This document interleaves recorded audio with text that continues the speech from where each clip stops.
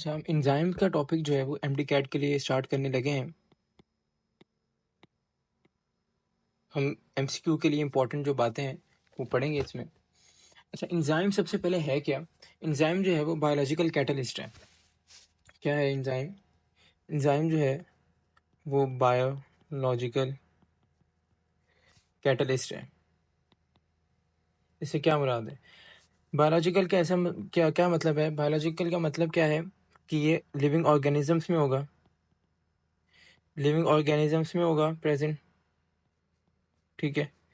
और कैटलिस्ट का मतलब क्या है कि ऐसे सब्सटेंस जो रेट ऑफ रिएक्शन को बढ़ा दे, ऐसे सब्सटेंस जो इंक्रीज रेट ऑफ रिएक्शन कर दे। ठीक है, रेट ऑफ रिएक्शन।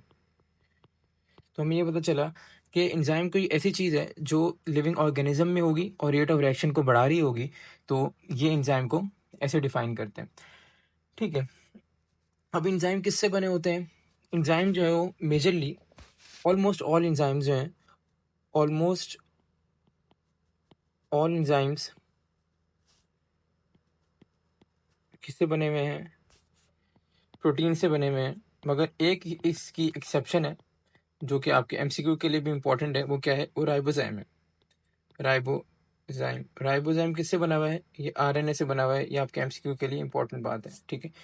अच्छा, आपका ईटा 2012 में ये सवाल भी आया कि एंजाइम्स आर, ईटा 2012 में ये सवाल भी आया आपका कि एंजाइम्स आर बेसिकली, अब इसमें सारे ऑप्शन दिए हुए थे। प्रोटीन है, कार्बोहाइड्रेट्स हैं, हाइड्रोकार्बन है। ठीक है, हाइड्रोकार्बन है या नन। ठीक है, तो आपको पता है आंसर क्या होगा? प्रोटीन होगा। अभी हमने देखा है। ठीक है, अब हम कुछ करेक्टर्स देखते हैं एंजाइम्स के। एंजाइम के करेक्टर्स क्या हैं? कुछ 10-12 बातें हैं। ठीक है, बेसिक बातें, आसान बातें हम देख लेते हैं। ठीक है, एंजाइम क्या है? सबसे पहले हमने देखा बायोलॉजिकल कैटलिस्ट है। क्या है बायोलॉजिकल कैटलिस्ट है? मैंने आपको समझाया। और कहाँ बनता है? प्रोड्यूस्ड इन प्रोटोप्लाज्म, अब प्रोटोप्लाज्म क्या है? प्रोटोप्लाज्म अगर ये सेल है, ठीक है, और ये न्यूक्लियस है, तो सेल के अंदर ये साइटोप्लाज्म है और ये न्यूक्लियस है। तो साइटोप्लाज्म प्लस न्यूक्लियस को हम क्या कहते हैं? प्रोटोप्लाज्म हम कैसे डिफाइन करते हैं? साइटोप्लाज्म प्लस न्यूक्लियस, ये प्रोटोप्लाज्म कहलाता है। तो ये प्रोटोप्लाज्म में बनता है। ठीक है जी। अब दूसरी बात, आगे क्या कह रहे हैं? आगे एंजाइम जो है प्रोटीन से बने हुए मेजरली, और प्रोटीन भी कौन सी? प्रोटीन जो है वो ग्लोबुलर प्रोटीन। ग्लोबुलर प्रोटीन का क्या मतलब है? इसका मतलब ये है कि ऐसी प्रोटीन जो गोल हो स्ट्रक्चर में। ठीक है, जो धागों की तरह प्रोटीन होती है, इसको हम कहते हैं फिबुलर प्रोटीन। मगर ये वाली क्या होती है? Globular protein. ठीक है, दो बातें हो गई। अब आगे क्या है? आगे ये है कि एंजाइम जो है वो प्रोटीन से तो बने होते हैं, प्लस इनके फंक्शनिंग के लिए नॉन प्रोटीन पार्ट भी इनके साथ अटैच होता है। ये भी नॉन प्रोटीन पार्ट की पूरी डिटेल है, मैं आपको समझाता हूँ। मगर इसके साथ non protein part usually attach होता है। ठीक है, अगली बात क्या है? कुछ एंजाइम जो सेल के अंदर एक्ट करते हैं उनको हम एंडो एंजाइम कहते हैं। ठीक है, सेल्स के अंदर जो एक्ट करेंगे एंडो एंजाइम्स, और जो सेल के बाहर एक्ट करेंगे वो क्या कहलाएंगे? वो कहलाएंगे एक्सो एंजाइम्स। ठीक है। अच्छा, उसके बाद क्या है? पांचवी बात के स्पेसिफिक इन नेचर है। मतलब कि मिसाल के तौर पर अगर एक एंजाइम ने कार्बोहाइड्रेट को डाइजेस्ट करना है, तो इसी को करेगा। ऐसे पॉसिबल नहीं है कि वो लिपिड को डाइजेस्ट करे, पॉसिबल नहीं है। या प्रोटीन को डाइजेस्ट करे, ये भी उसके लिए पॉसिबल नहीं है। तो ये स्पेसिफिक नेचर है, जो इसके काम दिया गया है बस वही परफॉर्म करेगा। ठीक है। इसके बाद छठी बात, आगे क्या है कि एंजाइम जो है वो सबस्ट्रेट से ग्रेटर इन साइज होते हैं। एंजाइम जो है greater in size than substrate ऐसे होता है। देखें, अगर ये एंजाइम है, ठीक है, ये एंजाइम है और इसका ये सबस्ट्रेट है, तो आप इससे खुद देखें एंजाइम कितना ज़्यादा है साइज में और सबस्ट्रेट कितना छोटा है, तो आप इससे भी अंदाज़ा लगा सकते हैं। अच्छा, अगली बात आगे क्या है कि एंजाइम के पास एक साइट होती है एक्टिव साइट, ठीक है, जहाँ सारे वो रिएक्शन परफॉर्म करता है, सारे कैटालिसिस करता है। एक्टिव साइट कुछ ऐसी होती है, ये एंजाइम है, ठीक है, तो ये इसकी साइट होगी जो एक्टिव साइट है जहाँ के सबस्ट्रेट बाइंड करेगा, ये एक्टिव साइट कहलाती है। अब एक्टिव साइट की कुछ करेक्टर्स हैं। क्या करेक्टर्स हैं? एक्टिव साइट जो है वो अमाइनो एसिड से बनी है, एंजाइम ही प्रोटीनियस नेचर है, तो जाहिर है जो एक्टिव साइट होगी वो भी अमाइनो एसिड से ही बनी होगी। मगर ये कुछ स्पेसिफिक अमाइनो एसिड्स होते हैं जो कि एक्टिव साइट के लिए बने होते हैं, कुछ 5-10 अमाइनो एसिड्स होते हैं, ठीक है। उसके बाद क्या है कि अमाइनो एसिड जो है वो ऐसी होती है कि उस पर आगे सबस्ट्रेट फिट हो सके, मतलब जैसे जैसी सबस्ट्रेट की शेप है वैसे ही होगी एक्टिव साइट की शेप, ठीक है। सबस्ट्रेट जो है फिट होता है और बिल्कुल कॉम्प्लीमेंट्री शेप होती है सबस्ट्रेट की तरह। मैं आपको ये थोड़ा और एक्सप्लेन कर देता हूँ। कॉम्प्लीमेंट्री शेप होती है एज सबस्ट्रेट, ठीक है। मैं आपको थोड़ा और एक्सप्लेन कर देता हूँ। देखिए मिसाल के तौर पर अगर ये एक एंजाइम है और इसके पास स्क्वायर शेप सबस्ट्रेट ने आगे बाइंड करना है तो स्क्वायर शेप भी कर सकेगा। अगर ऐसा एंजाइम है इसके एक्टिव साइट पे ट्रायंगुलर शेप सबस्ट्रेट ने आगे बाइंड करना है तो वही बाइंड कर सकेगा। ऐसे नहीं हो सकता है कि स्क्वायर शेप जो है वो इससे जाके बाइंड कर जाए या ट्रायंगुलर शेप इससे आके बाइंड कर जाए, ठीक है। इसका मतलब ये है। उसके बाद क्या है कि एक्टिव साइट पे हमारे पास दो साइट्स होती हैं, एक बाइंडिंग साइट, ये बाइंड वर्ड ही बता रहा है कि ये ऐसी साइट होगी जो सबस्ट्रेट को बाइंड कराएगी। दूसरी कौन सी साइट होती है? Catalytic site. कैटालाइटिक साइट, ये भी वर्ड बता रहा है कि ये क्या कराएगी, ये कैटालाइसिस कराएगी, सबस्ट्रेट को प्रोडक्ट में तोड़ेगी। तो ये दो साइड्स होती हैं। उसके बाद आठवीं बात क्या है कि एंजाइम कुछ ऐसे सब्सटेंस होते हैं जो एंजाइम की एक्टिविटी को बढ़ा देते हैं, तो वो क्या कहलाते हैं? एक्टिवेटर्स, ठीक है। और ऐसे कुछ सब्सटेंस होते हैं जो एंजाइम की एक्टिविटी को कम कर देते हैं, वो क्या कहलाते हैं?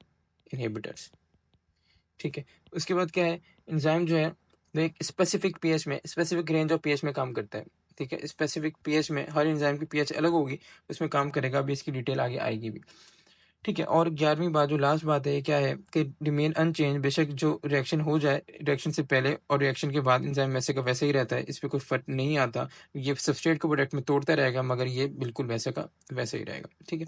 ये बातें हो गई। अब क्या है, अब हमने पढ़ना है कि हमने अभी हमने देखा कि ये वाला पॉइंट जो है, ठीक है, कि एंजाइम जो है प्रोटीन और उसकी फंक्शनिंग के लिए नॉन प्रोटीन पार्ट चाहिए होता है। तो हम नॉन प्रोटीन पार्ट को देखते हैं कि नॉन प्रोटीन पार्ट क्या है। हम नॉन प्रोटीन पार्ट को क्या कहते हैं? नॉन प्रोटीन पार्ट क्या कहलाता है? कोफैक्टर। कोफैक्टर कहलाता है, ठीक है। एंजाइम दो दो तरह से बना हुआ है, दो चीज़ों से बना हुआ है। क्या चीज़ें हैं? एक एंजाइम के पास प्रोटीन पार्ट है प्लस नॉन प्रोटीन पार्ट है, ठीक है।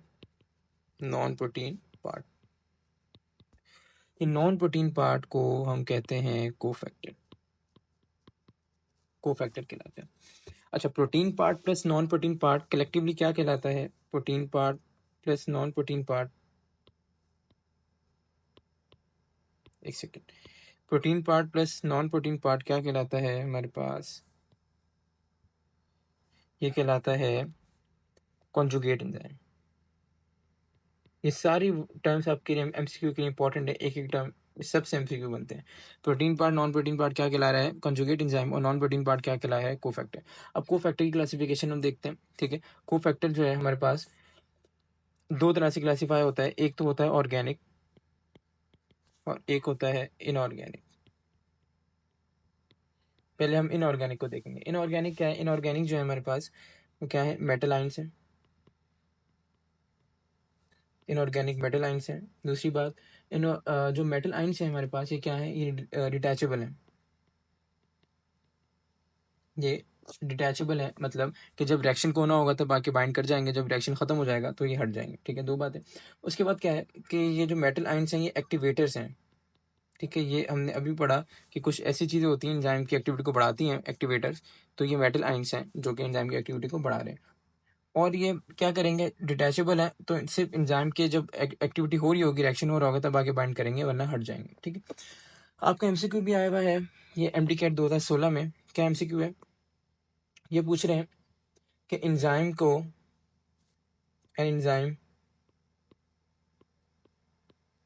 Require magnesium to catalyse reaction, magnesium ion to catalyse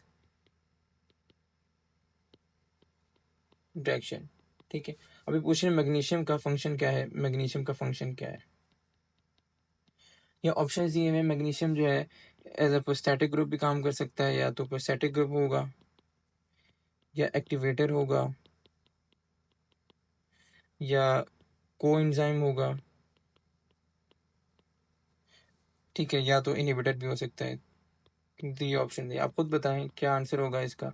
इसका आंसर हमने अभी देखा कि मेटल आइंस क्या है, मेटल आइंस एक्टिवेटर्स हैं, तो मैग्नीशियम क्योंकि एक मेटल आइन है तो ये भी क्या होगा, एक्टिवेटर होगा, ठीक है।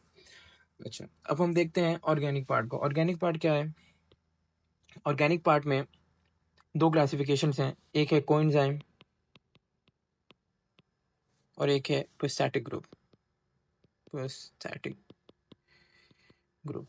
कोएंजाइम क्या है, कोएंजाइम है derivative of vitamins, derivatives of vitamin, vitamin के डेरिवेटिव है, और ये भी डिटैचेबल है, मतलब जब रिएक्शन हो रहा होगा आके बाइंड करेंगे, जब रिएक्शन खत्म हो जाएगा तो ये हट जाएंगे। और इनकी एग्जांपल क्या है, NAD FAD, ठीक है, एग्जांपल भी आपने याद रखनी है, MCQ में आती है। और प्रोस्टैटिक ग्रुप, प्रोस्टैटिक ग्रुप क्या है, प्रोस्टैटिक ग्रुप कोवलेंट बाइंड करता है, ये डिटैचेबल नहीं है, मतलब ये आके बाइंड करेगा, ये हटेगा नहीं, रिएक्शन जब खत्म हो जाएगा ये हटेगा नहीं, कोवलेंट बाइंड करता है, ठीक है, ये इसकी बात है। अब हम ये देखते हैं कि कॉन्जुगेट एंजाइम, अगर दो टर्म्स और हैं, एक टर्म है हमारे पास एपो एंजाइम की और दूसरी टर्म है हमारे पास होलो एंजाइम की, ये क्या होते हैं हम देखते हैं। अच्छा, एपो एंजाइम क्या है कि कॉन्जुगेट एंजाइम, हमने अभी देखा कॉन्जुगेट एंजाइम क्या था, कॉन्जुगेट एंजाइम ये था कि प्रोटीन और नॉन प्रोटीन पार्ट को हम कॉन्जुगेट एंजाइम कह रहे थे। एपो एंजाइम है, कॉन्जुगेट एंजाइम है, कॉन्जुगेट एंजाइम, मगर इसमें से हम कोफैक्टर हटा दें, माइनस कोफैक्टर,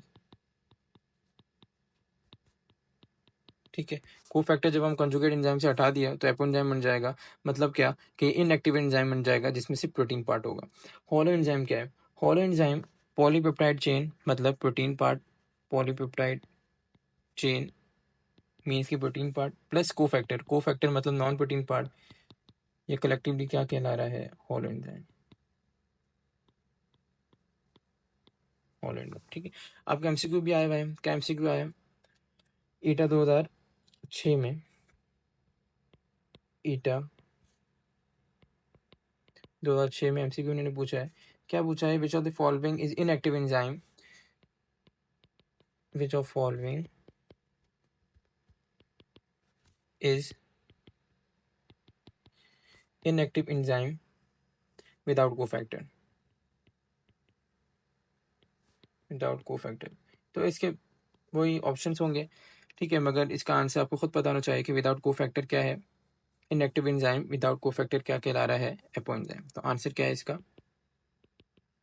एपो एंजाइम, ठीक है। तो ये बेसिक टर्म्स हम सब डिस्कस कर चुके हैं। अब हम देखते हैं एंजाइम का मैकेनिज्म ऑफ एक्शन, और तो इतना ज़्यादा इंपॉर्टेंट नहीं है, ठीक है, MCQ पॉइंट ऑफ व्यू से, मगर आपको थोड़ा सा पता होना चाहिए कि एंजाइम काम कैसे कर रहा है, हम ज़्यादा टाइम नहीं लगाएंगे इस पर। पहले क्या होता है, देखें, पहले होता है हमारे पास एक एंजाइम होता है और सबस्ट्रेट होता है, ठीक है, फिर ये हमारे पास बाइंड कर जाते हैं, जब ये बाइंड करते हैं तो इसको हम क्या कहते हैं, एंजाइम सबस्ट्रेट कॉम्प्लेक्स, ठीक है। ये किस में कन्वर्ट हो जाएगा, ये बाइंड हुआ हुआ ही, मतलब बाइंड है यहाँ पर, मगर ये प्रोडक्ट में कन्वर्ट हो चुका है, वो डिटैच नहीं हुआ, तो ये क्या कहलाएगा, एंजाइम प्रोडक्ट कॉम्प्लेक्स। इसके बाद क्या हो जाएगा, एंजाइम अलग और प्रोडक्ट अलग, ठीक है, ये एंजाइम है और ये प्रोडक्ट है, ठीक है, ये कुछ स्टेप्स हैं, ठीक है, मैकेनिज्म है। अब एंजाइम काम कैसे करता है, इसके दो मॉडल्स हैं, ठीक है, मॉडल्स पढ़ेंगे अब, ये इंपॉर्टेंट है, MCQ में भी आते हैं मॉडल्स, एंजाइम काम कैसे करता है। एक है, पहला मॉडल है लॉक एंड की, लॉक एंड की मॉडल, और दूसरा मॉडल है induce fit model, induced fit model, ठीक है। लॉक एंड की मॉडल क्या है, लॉक एंड की मॉडल जो है हमारे पास ये कहता है कि एक्टिव साइड जो है एंजाइम की, जो एंजाइम की एक्टिव साइड है, एंजाइम की एक्टिव साइड एक रिजिड स्ट्रक्चर है, रिजिड स्ट्रक्चर है, मतलब कि वो चेंज नहीं हो सकेगी, चेंज नहीं हो सकता, तो एक स्पेसिफिक सबस्ट्रेट है वही आगे बाइंड कर सकेगा। मिसाल के तौर पर अगर एंजाइम की एक्टिव साइट ऐसी है और उस पर हमारे पास स्क्वायर शेप सबस्ट्रेट ने बाइंड करना है, तो वही आगे बाइंड करेगा, ऐसा नहीं हो सकता रेक्टेंगुलर शेप बाइंड कर जाए, कोई और शेप बाइंड कर जाए, ठीक है। तो ये एक रिजिड स्ट्रक्चर है, ये हमारे पास कहता है कौन सी? Induce fit model, lock and key model. और ये किसने दिया लॉक एंड की मॉडल? ये दिया एमएल फिशर ने। एमएल फिशर ने, आपको थोड़ा सा पता होना चाहिए, ऑल्दो बहुत ज़्यादा नहीं आता है एमसीक्यू में नेम्स, मगर फिर भी आइडिया होना चाहिए। अच्छा, उसके बाद क्या है? Induce fit model. Induce fit model क्या कहता है कि एक्टिव साइड जो है, एक्टिव साइड फ्लेक्सिबल है। मतलब क्या? कि मिसाल के तौर पर अगर एक्टिव साइड ऐसी है जिस स्क्वायर शेप सबस्ट्रेट के लिए बनी है, मगर अगर ट्रायंगुलर शेप सबस्ट्रेट आ जाए तो एक्टिव साइड चेंज होकर ऐसी हो जाएगी ताकि ट्रायंगुलर शेप सबस्ट्रेट भी बाइंड कर सके।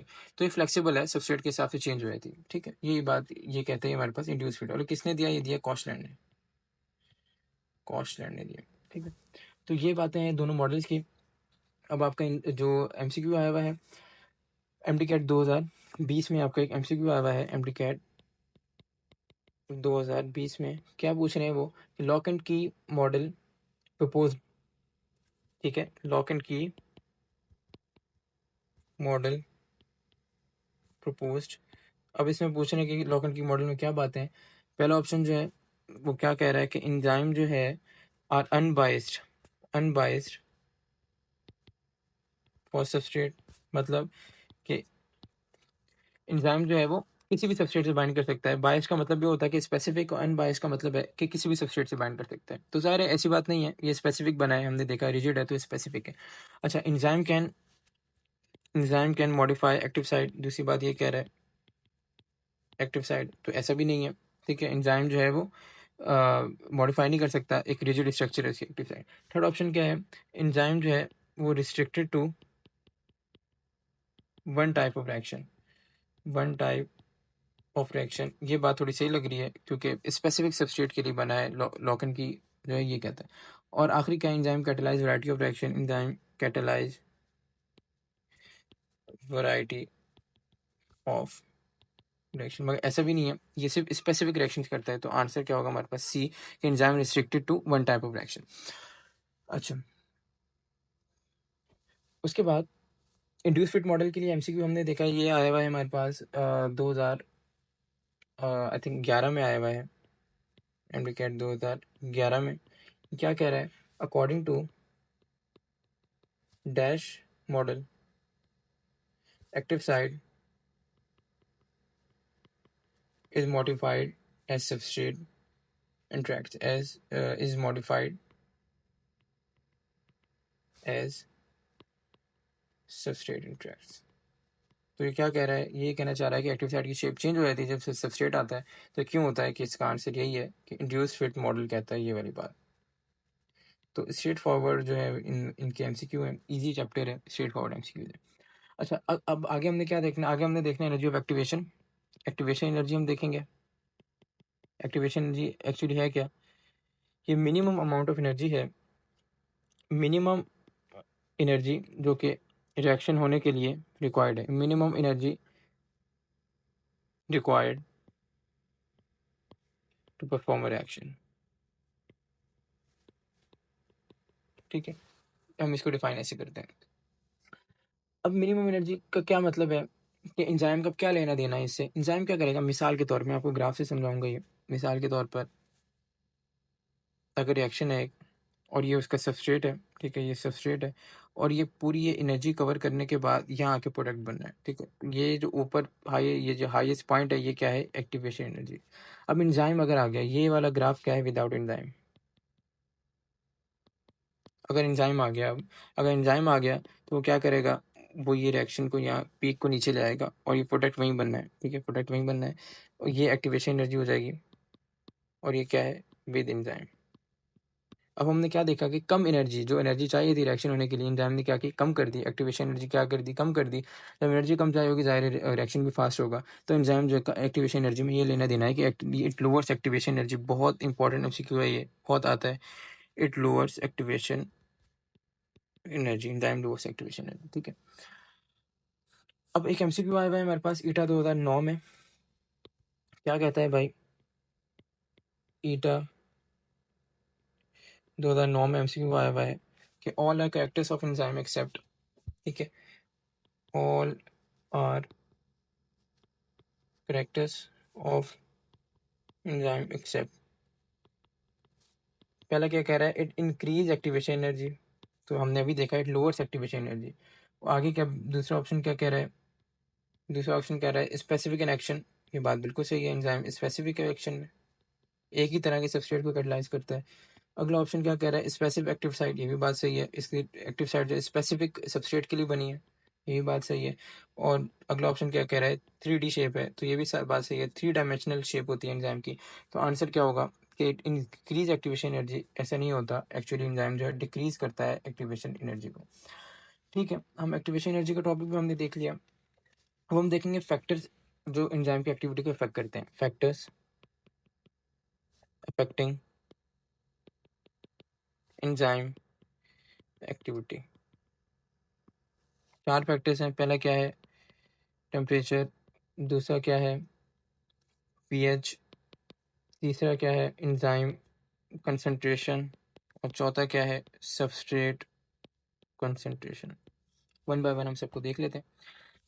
पहला फैक्टर देखते हैं, टेम्परेचर वाला। टेम्परेचर क्या कहता है कि टेम्परेचर जो है वो डायरेक्टली प्रोपोर्शनल है रेट ऑफ रिएक्शन के। क्या मतलब कि टेम्परेचर बढ़ता जाएगा, रेट ऑफ रिएक्शन बढ़ता जाएगा। पहले हम देखते हैं रेट ऑफ रिएक्शन क्या है। रेट ऑफ रिएक्शन क्या है कि कितना सबस्ट्रेट कितने प्रोडक्ट में कन्वर्ट हो रहा है 1 सेकंड के अंदर, ये कहलाता है रेट ऑफ रिएक्शन। कितना सबस्ट्रेट कितने प्रोडक्ट में कन्वर्ट हुआ in 1 second is called rate of reaction. अब टेम्परेचर जो है rate of reaction directly proportional है, मगर up to certain limit. Up to certain limit. वो लिमिट क्या है?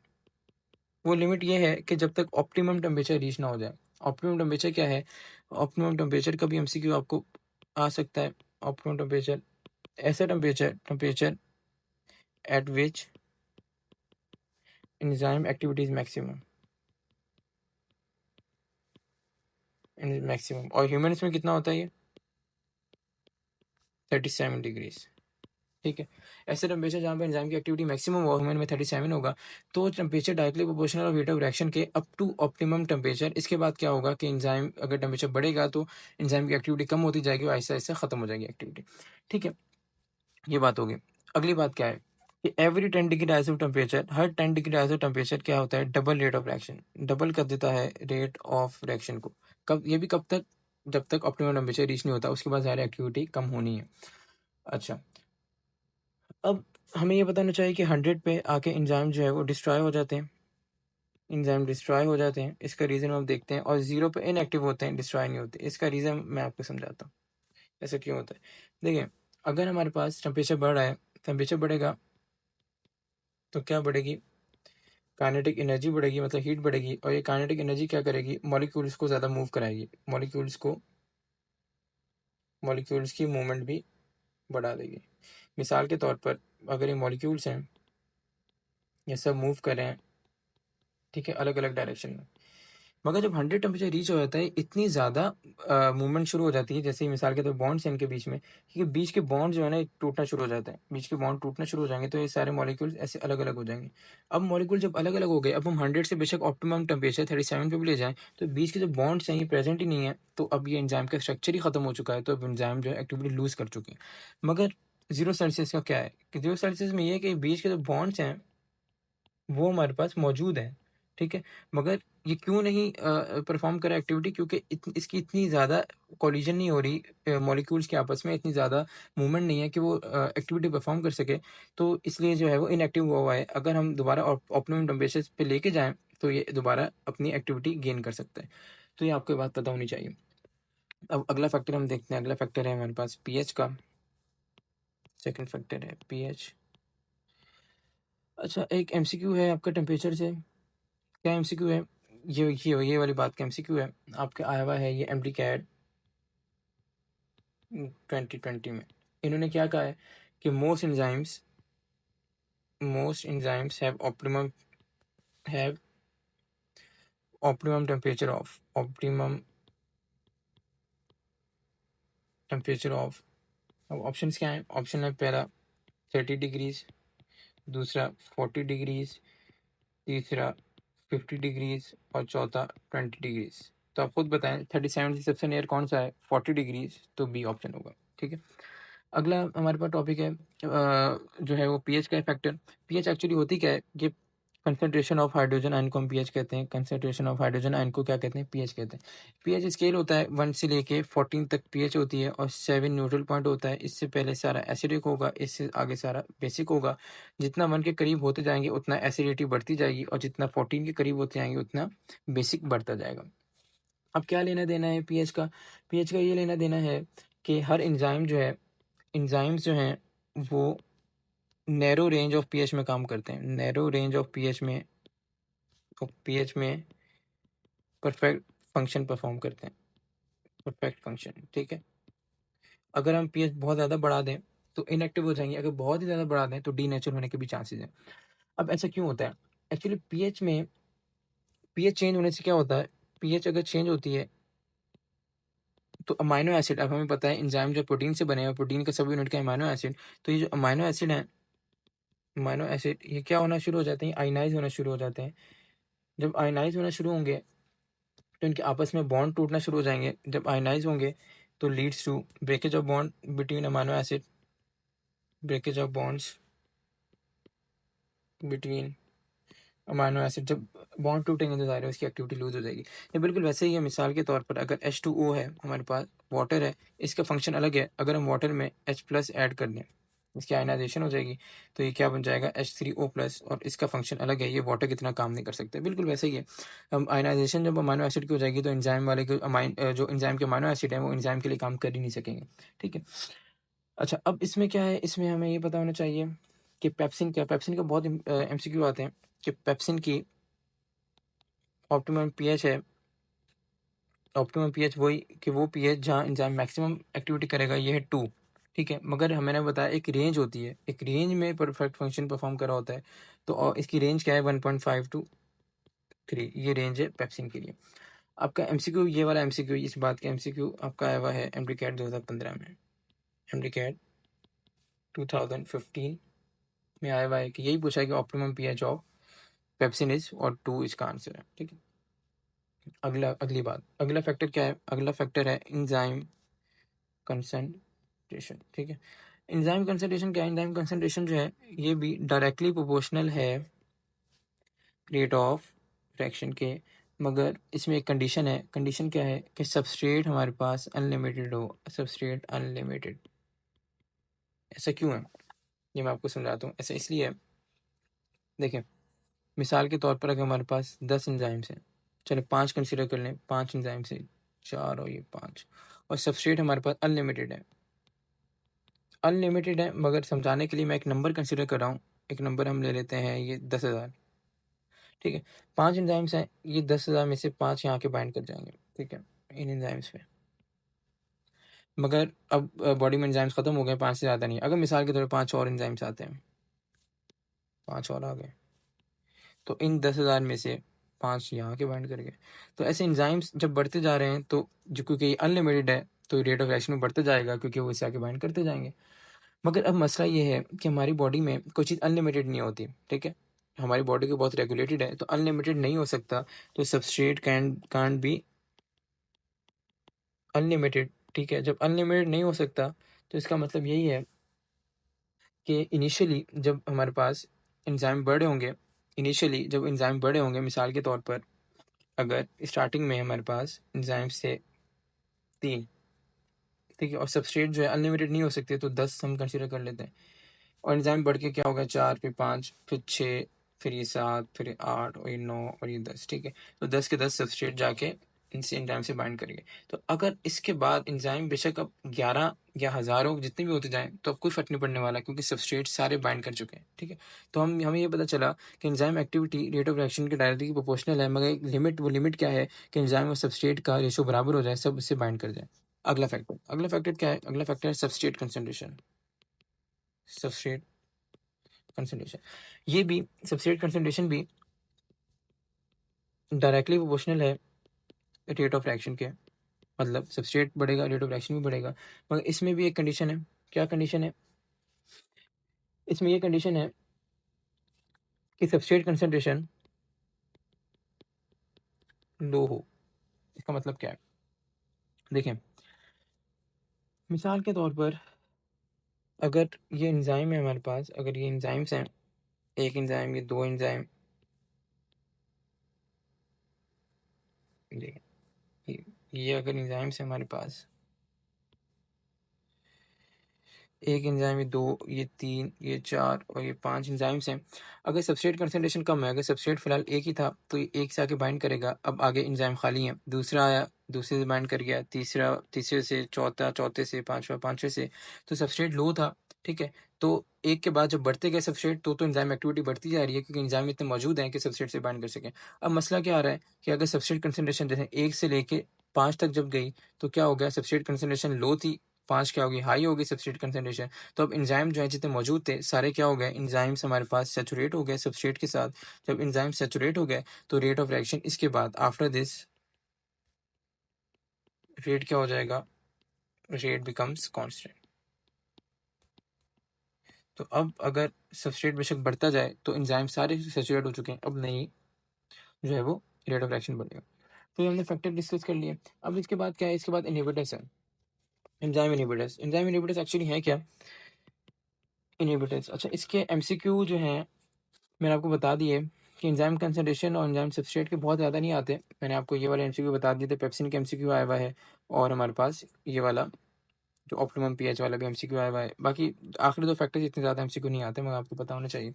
अच्छा, अब इनहिबिटर्स देखते हैं। एंजाइम इनहिबिटर्स क्या है, एंजाइम इनहिबिटर्स, इनहिबिटर्स एक्चुअली है क्या, इनहिबिटर्स वो सब्सटेंस है जो एंजाइम एक्टिविटी को डिक्रीज, एंजाइम एक्टिविटी, इनहिबिटर्स वो सब्सटेंस है। अच्छा, अब इनहिबिटर दो तरह के हो सकते हैं, या तो टेम्परेरी इनहिबिटर, या परमानेंट जो है वो इनहिबिटर, परमानेंट। अच्छा, टेम्परेरी के लिए हम एक अच्छी टर्म, बायोलॉजिकल टर्म है वो यूज़ करेंगे, वो क्या, रिवर्सिबल। टेम्परेरी का मतलब ही क्या है कि ये परमानेंट नहीं है तो ये रिवर्स हो सकता है, ठीक है। इसको कैसे रिवर्स करते हैं हम देखते हैं। परमानेंट क्या है कि इरिवर्सिबल, पहले हम इरिवर्सिबल वाला देख लेते हैं, इसमें कम बातें। ये क्या है, ये क्या है, ये क्या करता है, ये एंजाइम की अगर मिसाल के तौर पर एक्टिव साइड है यहाँ आके बाइंड कर जाएगा, ठीक है। अब परमानेंटली बाइंड कर जाएगा, बिल्कुल वैसे ही है। अगर एक चेयर पे बहुत हैवी बंदा बैठ जाए तो वो चेयर को हिलाना मुश्किल होगा और वो चेयर ब्लॉक हो जाएगी। बिल्कुल वैसे ही ये एंजाइम की एक्टिव साइड पे आके बिल्कुल समझे हैवी एक चीज़ है, वो आके बैठ गई। अब एंजाइम पे आके सबस्ट्रेट नहीं बाइंड कर सकते, एंजाइम को हिला नहीं सकते, तो क्या कर देगा कि क्या, एंजाइम को डिस्ट्रॉय कर देगा। एंजाइम की एक्टिव साइड पे बाइंड कर गया, अब एंजाइम को डिस्ट्रॉय कर देगा, डिस्ट्रॉय एंजाइम, ठीक है। बस ये बात है इसमें। उसके बाद हम देखते हैं रिवर्सिबल। अब रिवर्सिबल में दो आगे फर्दर टॉप सब डिवीजन है, एक कॉम्पिटेटिव, एक नॉन कॉम्पिटेटिव,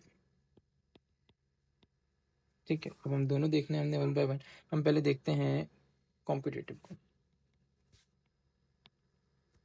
कॉम्पिटेटिव को। कॉम्पिटेटिव वर्ड ही बता रहा है कि दो चीज़ें, कंपटीशन हमेशा दो या दो से ज़्यादा लोगों में होता है, तो यहाँ कोई चीज़ आपस में एक एक चीज़ के लिए दो चीज़ें लड़ रही होंगी। ये ऐसे ही है बिल्कुल, ये एंजाइम है, उसकी एक्टिव साइट के लिए एक सबस्ट्रेट भी लड़ रहा है और एक इनहिबिटर भी लड़ रहा है, इनहिबिटर भी लड़ रहा है कि एक्टिव साइट पर आके बाइंड करना है। तो दोनों जब लड़ रहे हैं तो हमने अभी पढ़ा एक्टिव साइट की सबस्ट्रेट जो है वो स्पेसिफिक होती है, शेप जो है स्पेसिफिक सबस्ट्रेट के लिए होती है। तो अगर दोनों चीज़ें लड़ रही हैं तो इसका मतलब ये है कि जो इनहिबिटर की शेप जो है वो भी सबस्ट्रेट की तरह ही होगी, एक्टिव साइट से कॉम्प्लीमेंट्री होगी। तो अब कौन जीतेगा, जिसकी कंसनट्रेशन ज़्यादा है, जिसकी कंसनट्रेशन ज़्यादा है वो आके बाइंड कर जाएगा, बाइंड टू एक्टिव साइट। जिसकी कंसनट्रेशन ज़्यादा है वो एक्टिव साइट से बाइंड कर जाएगा। तो इससे हमें ये भी पता चला, अगर मिसाल के तौर पर यहाँ के इनहिबिटर बाइंड कर गया तो हमें सबस्ट्रेट की अगर हम कंसंट्रेशन बढ़ा दें, सबस्ट्रेट की कंसंट्रेशन बढ़ा दें तो हम इसके इनहिबिटर के इफेक्ट को रिवर्स कर सकते हैं और सबस्ट्रेट आके अब यहाँ पर आके सबस्ट्रेट बाइंड कर सकता है। तो अब मैंने आपको जो अभी बताया था कि हम अभी देखेंगे कि ये इसको हम रिवर्सिबल क्यों कह रहे हैं, क्योंकि हट सकता है। कैसे हट सकता है कि हम सबस्ट्रेट की कंसंट्रेशन बढ़ा दें तो ये हट सकता है, इसमें ये बात है, ठीक है। अब हम देखते हैं इसमें non competitive, non competitive, non competitive word ही बता रहा है कि यहाँ पे कंपटीशन नहीं हो रहा होगा मगर इनिबिशन तो ज़ाहिर हो रही है, क्योंकि इनिबिशन है, इनिबिशन का मेथड है।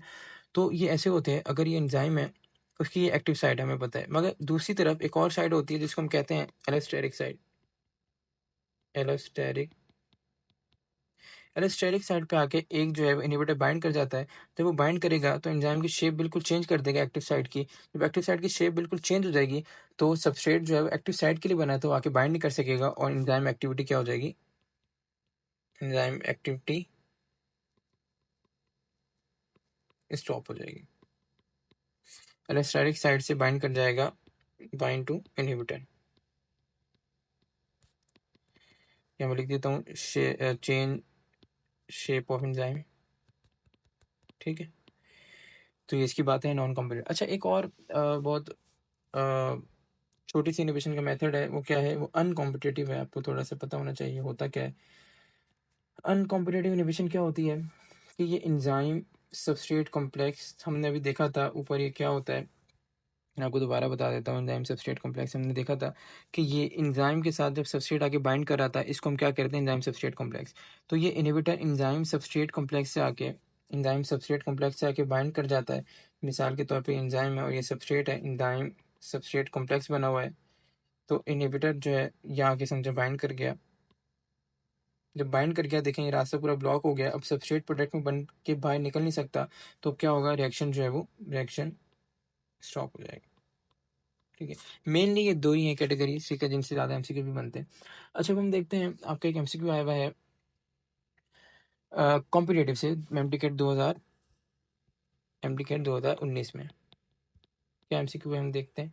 ये कह रहा है which is common in both competitive और non competitive, which is common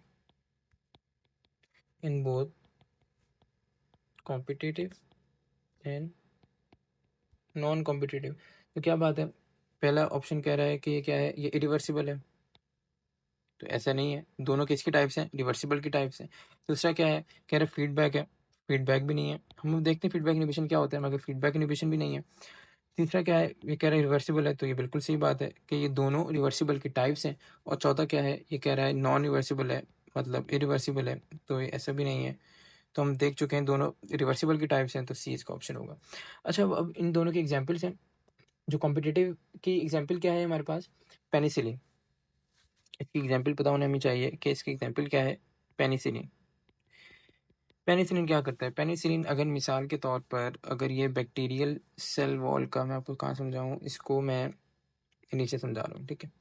अगर बैक्टीरियल सेल वॉल का एंजाइम है, बैक्टीरियल सेल वॉल का एंजाइम है, तो पेनिसिलिन क्या करेगा, पेनिसिलिन इसकी एक्टिव साइट पे आके बाइंड कर जाएगा, क्योंकि क्या है, कॉम्पिटिटिव टाइप है। देखिए एक्टिव साइट पे बाइंड कर गया, तो अब बैक्टीरियल सेल वॉल बन नहीं पाएगी, क्योंकि एंजाइम ही इसके जो है वो फंक्शन नहीं कर पाएगा। जब एंजाइम फंक्शन नहीं कर पाएगा तो बैक्टीरियल सेल वॉल नहीं बन पाएगी। जब सेल वॉल नहीं बन पाएगी तो एंजाइम बैक्टीरिया का सेल जो है डिस्ट्रॉय हो जाएगा, बैक्टीरिया का सेल जो है डिस्ट्रॉय हो जाएगा, तो ऐसे बैक्टीरिया मर जाएगा। तो पेनिसिलिन जो है ऐसे काम करता है, ठीक है। अब नॉन कॉम्पिटिटिव एग्जाम्पल देखते हैं। नॉन कॉम्पिटिटिव एग्जाम्पल क्या है, फीडबैक इनिबिशन। फीडबैक इनिबिशन ये मैं आपको भी डिटेल में समझाता हूँ, अभी आप जेन में रखें। नॉन कॉम्पिटिटिव ये एग्जाम्पल है। अच्छा, इसका एक एमसीक्यू आया हुआ है आपके पास नम्स 2020 में। क्या एमसीक्यू क्या कह रहा है, which is inhibitor binds to, which inhibitor binds to enzyme other than active site and alters, मतलब changes its shape। तो कौन सा होता है वो हमने अभी पढ़ा कि एलेस्टेरिक साइट पे आके बाइंड कर जाता है, जो एंजाइम की शेप को चेंज कर देता है। तो इसका आंसर क्या होगा, खुद बताएं। अब आंसर क्या होगा कि नॉन कॉम्पिटिटिव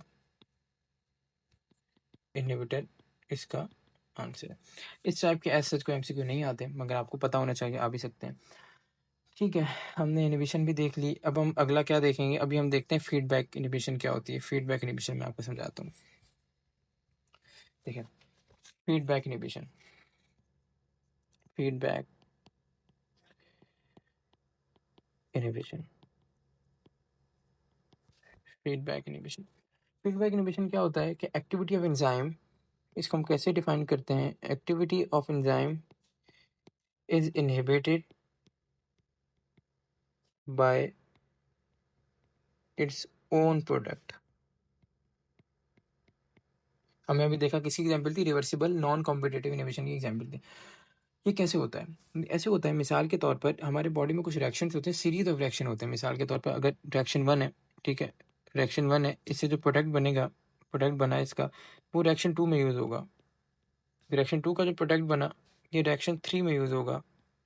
रिएक्शन 3 का जो प्रोडक्ट बना ये रिएक्शन 4 में यूज़ होगा, और इससे अल्टीमेटली आखिर में प्रोडक्ट बनेगा जो पूरे रिएक्शन का प्रोडक्ट था और डिजायर्ड प्रोडक्ट था। ठीक है, अब जो रिएक्शन 1 है ये भी कोई एंजाइम करा रहा होगा, रिएक्शन 2 भी एक एंजाइम करा रहा होगा, रिएक्शन 3 भी एक एंजाइम करा रहा होगा, रिएक्शन 4 भी एक एंजाइम करा रहा होगा। मैंने 4 एग्जांपल लिए, सीरीज ऑफ रिएक्शन हो सकते हैं।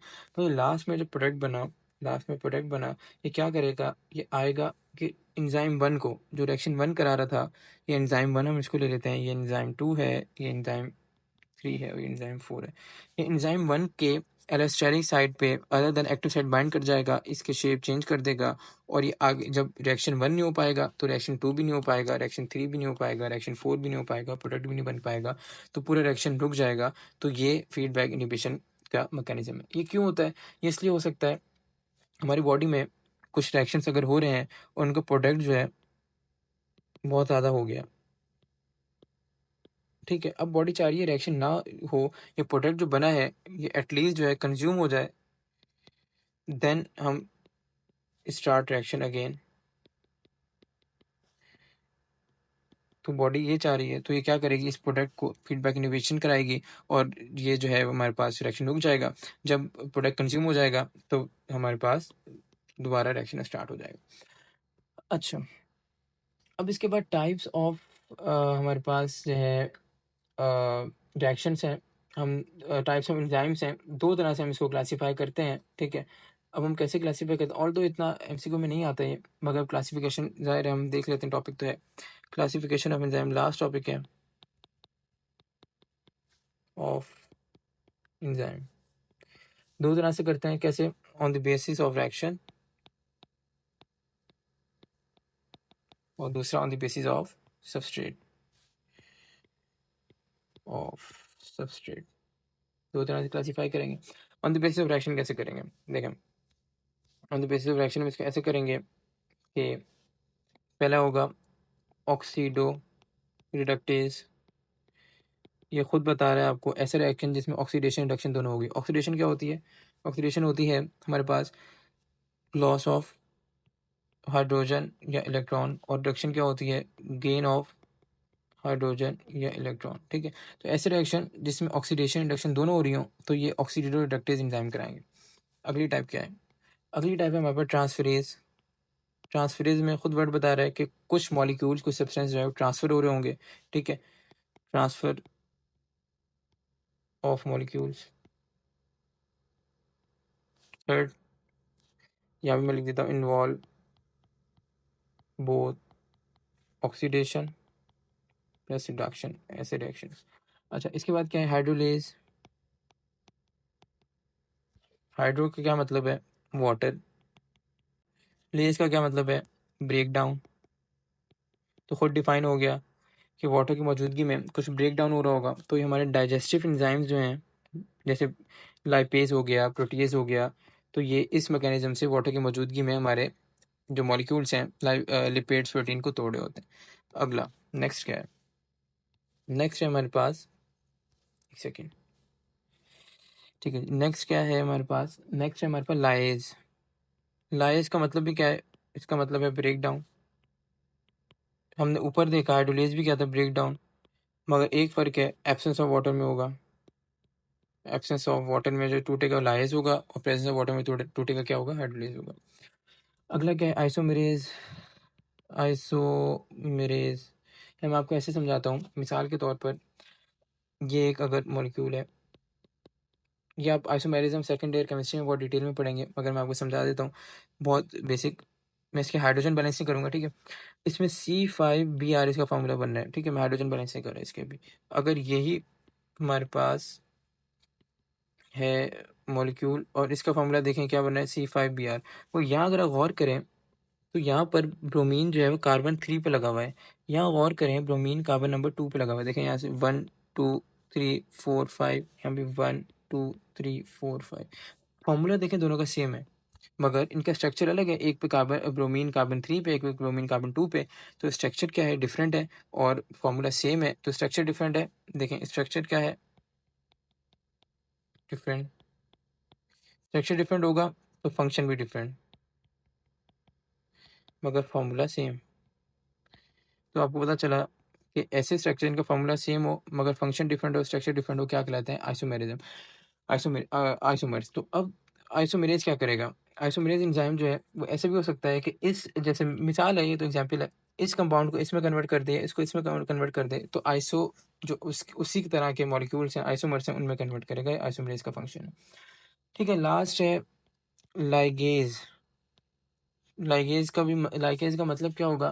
कि कुछ बना रहा है, कुछ सिंथेसाइज कर रहा है। ठीक है, सिंथेसाइज कर रहा है, कुछ बना रहा है। तो ये कौन से होते हैं? ये कंडेंसेशन रिएक्शन से होते हैं हमारे पास। कंडेंसेशन रिएक्शंस क्या होते हैं? जैसे अगर ये एक मॉलिक्यूल है, दूसरा मॉलिक्यूल है, इसमें से वाटर निकला और ये दोनों जुड़ गए। कंडेंस का मतलब ही क्या है? छोटा होना। तो कोई चीज़ छोटी कैसे होगी? कोई चीज़ निकलेगी छोटी होगी तो वाटर निकलता है और वो चीज़ छोटी होकर जुड़ जाती है। तो कंडेंसेशन रिएक्शन जितने होते हैं हमारे पास, उनमें लाइगेज यूज होता है। नेक्स्ट क्लासिफिकेशन देखते हैं on the basis of substrate. इसमें क्या है? प्रोटीएज होता है हमारे पास। प्रोटीएज खुद बता रहे हैं कि प्रोटीन पैक करेगा, एक्ट ऑन प्रोटीन। दूसरा लाइपेज किस पे एक्ट करेगा? लिपिड्स पे। ठीक है, अगला क्या है? ग्लाइकोसाइडेज, लेकिन पे एक्ट करेगा, एक्ट ऑन कार्बोहाइड्रेट्स। ठीक है, इसकी फर्दर एक क्लासिफिकेशन है। क्या क्लासिफिकेशन है? इसमें हो सकता है अमाइलेज। अमाइलेज क्या है? जो अमाइलोज पे एक्ट करेगा। ये सारे आप बायोलॉजिकल मॉलिक्यूल में पढ़ेंगे। ठीक है, और सेलुलेज, ये किस पे एक्ट करेगा? सेलुलोज पे। अगला क्या है? माल्टेज, किस पे एक्ट करेगा? माल्टोज पे। ये टूट के क्या बनेगा? ये आप बायोलॉजिकल मॉलिक्यूल में पढ़ते हैं। उसके बाद सक्रेज, सक्रोज पे एक्ट करेगा। लैक्टेज किस पे एक्ट करेगा? लैक्टोज पे। तो ये सारे हमारे पे कार्बोहाइड्रेट में आ जाते हैं। अच्छा, अब फोर्थ क्या है? लास्ट हमारे पास न्यूक्लियस। न्यूक्लियस किस पे एक्ट करेगा? इसको तोड़ेगा, न्यूक्लिक एसिड्स को। न्यूक्लिक एसिड की डिटेल आप बायोलॉजिकल मॉलिक्यूल में पढ़ते हैं। तो ये आपका जो है वो एंजाइम का चैप्टर है। ये लास्ट वाली क्लासिफिकेशन इतनी इंपॉर्टेंट नहीं है एमसीक्यू के लिए, मगर ठीक है, आपको पता होनी चाहिए। सब दो तीन टर्मिनोलॉजीज हैं जो हमारे पास रह गई हैं। हम ये लॉक एंड की मॉडल में दो तीन बातें, क्या बातें हैं? लॉक एंड की मॉडल में जो enzyme lock and key model से वर्क करते हैं उनको हम क्या कहते हैं? एंजाइम्स जो हैं, मैं यहाँ पे लिखता हूँ, लॉक एंड की मॉडल से वो काम करते हैं। Enzymes work by this model called, इनको हम कहते हैं non regulatory enzymes. Non regulatory enzymes. एक बात ये, एक और बात है इसमें, वो क्या है? अगर एक एंजाइम, जब ये है लॉक एंड की मॉडल में हम क्या पढ़ते हैं कि एक एंजाइम एक टाइप के सबस्ट्रेट को जो है वो रिएक्ट करा सकता है। तो ऐसे एंजाइम जो एक टाइप के सबस्ट्रेट को रिएक्ट करा सकें उनको हम क्या कहते हैं? इस मैकेनिज्म को क्या कहते हैं? Absolute specificity.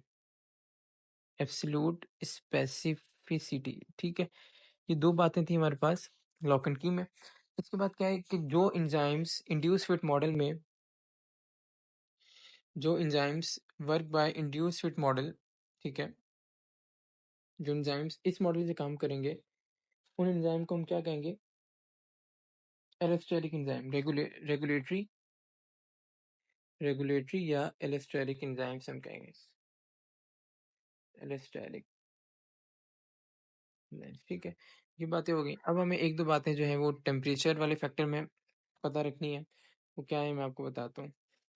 टेम्परेचर का फैक्टर था, हमने फैक्टर पढ़े हैं, चार factor: temperature, pH, substrate concentration, enzyme concentration, जो एंजाइम की एक्टिविटी को फैक्टर्स इफेक्ट करें। इसमें क्या है कि जो टेम्परेचर, वैसा टेम्परेचर जहाँ एंजाइम डिस्ट्रॉय हो जाए उसको हम क्या कहते हैं? Maximum temperature. एंजाइम डिस्ट्रॉय अब कहाँ होता है? 100 पे। तो यह क्या कहलाएगा? Maximum temperature. एक बात, ठीक है। दूसरी बात क्या है? ये मैंने आपको बताया था कि बीच के जो बॉन्ड्स हैं डिस्ट्रॉय हो जाते हैं टेम्परेचर बहुत ज़्यादा बढ़ जाए। तो ये कौन से बॉन्ड डिस्ट्रॉय होते हैं? तो ये बॉन्ड जो हैं जो सबसे ज़्यादा इफेक्ट होते हैं, बॉन्ड्स अफेक्टेड मोस्टली वो कौन से होते हैं? Hydrogen bonds. हाइड्रोजन बॉन्ड्स होते हैं। अच्छा, एक और बात कि जो जैसे हमने अभी पढ़ा था 0 सेल्सियस में एंजाइम क्या हो जाता है, इनएक्टिव हो जाता है। मगर अगर हम इसके टेम्परेचर बढ़ा के दोबारा ऑप्टिमम पे ले जाएँ, 37 पे ले जाएँ तो दोबारा एक्टिव एक्टिव हो सकता है। क्यों? क्योंकि इसके बीच के बॉन्ड टूटे नहीं हैं। तो दोबारा हम अगर एक्टिव करेंगे तो क्या क्या कहलाएगा ये ऐसा एंजाइम जो इनएक्टिव हो चुका है दोबारा एक्टिव होगा, जिस टेम्परेचर पे आके दोबारा एक्टिव हुआ वो टेम्परेचर कहलाएगा मिनिमम टेम्परेचर। मिनिमम टेम्परेचर कैसे डिफाइन करेंगे? Temperature at which enzyme become active again. ठीक है। और लास्ट बात इसमें क्या है? लास्ट बात ये है कि जो थर्मोफिलिक बैक्टीरिया होते हैं, मतलब जो ऐसे इलाकों में रहते हैं जहाँ हीट बहुत ज़्यादा हो, तो थर्मोफिलिक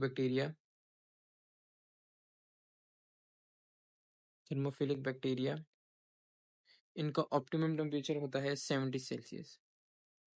बस ये कुछ बातें हैं।